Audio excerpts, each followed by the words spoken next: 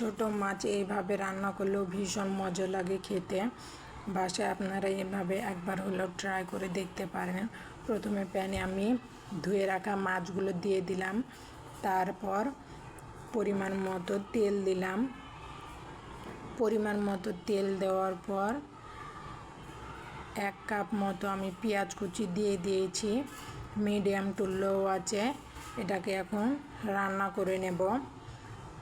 তারপর 1 চামচ আদা বাটা, 1 চামচ রসুন বাটা, 1 চামচ জিরা বাটা দিয়ে দিলাম। তারপর 1 চামচ হলুদ, 1 চামচ মরিচ, হাফ চামচ ধনিয়া দিয়ে এখন ভালোভাবে আমি সবগুলো একসঙ্গে মিশিয়ে নেব। এটা আমি কিছুক্ষণ কষিয়ে নেব, ভালোভাবে মশলাটার সাথে মাছটা কষিয়ে নেব। সময় নিয়ে এটাকে মিডিয়াম টু লো আঁচে কষাবো। ভালোভাবে সব কিছু মিশিয়ে নেওয়ার পর আমি 1 চামচ শাহি গরম মশলা দিয়েছি, দিয়ে পরিমাণ মতো পানি দিয়ে দেব।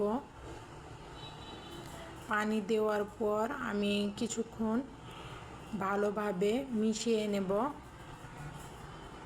মিশিয়ে নেওয়ার পর আমি কিছুটা গোটা মরিচ নিয়েছি, সেই গোটা মরিচটা দিয়ে দিব। ঢাকনা দিয়ে ঢেকে দিব।